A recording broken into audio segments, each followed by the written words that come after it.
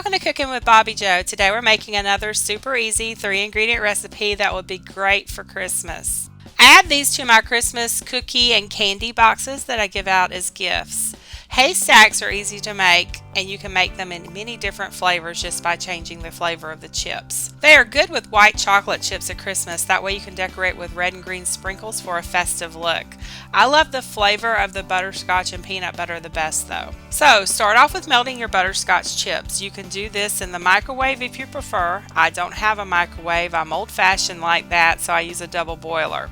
I have this old vintage double boiler that always works just fine. I love old cookware. I'm not into the new fancy stuff. I like stuff that has history to it, that has made tons of food that people have shared around the supper table through the years. Think about the grandparents and the great-grandparents and some of the things they made in their old cookware and how many smiles they put on the faces of people just by sharing their homemade delicious treats. That's the kind of cookware I like to use. With a double boiler, all you do is put water in the bottom pot, place the smaller pot inside, and turn the heat on medium-low. You want the water in the bottom pot to heat up but not boil. If it boils, then turn the temperature down a little.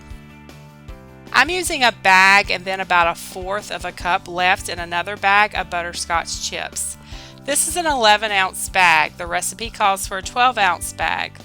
I don't know if y'all have noticed this, but the bags are getting smaller, the prices are getting larger. That's why I'm adding a little extra left over from this other bag. So just stir all the chips until they're melted.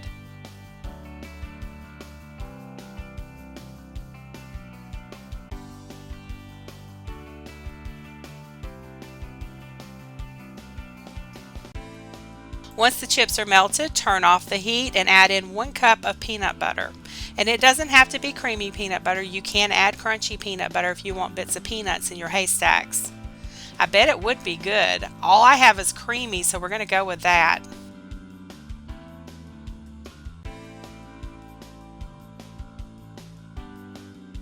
Mix it until the peanut butter is melted and then pour it into a mixing bowl.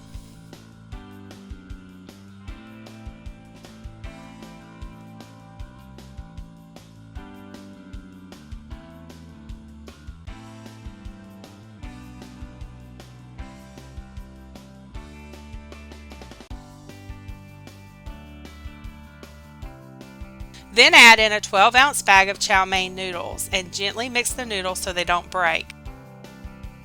Some will break because the noodles are crunchy, but just mix it gently so they don't all break. Then with 2 spoons, spoon the mixture onto parchment paper. And it'll take about an hour for these to set, but if you are in a hurry, you can stick them in the fridge and they will set a lot quicker. These are a delicious cookie or candy. I'm not sure which it would be considered. I'm going to go with candy. Either way, it's sure to be a hit. Well, that concludes this week of Christmas cooking videos. I don't post on Sunday as that is the day of rest. Join me on Monday as I start the week off with more Christmas goodies. I still have some more human treats to share before we get all these Christmas goodies put into boxes to give out. Yes, all of this sugar goodness is being given away. We did keep the no sugar added blueberry bread though. It is gone. It was delicious. Well, thanks for watching. Don't forget to tune back in on Monday, and as always, have a blessed day.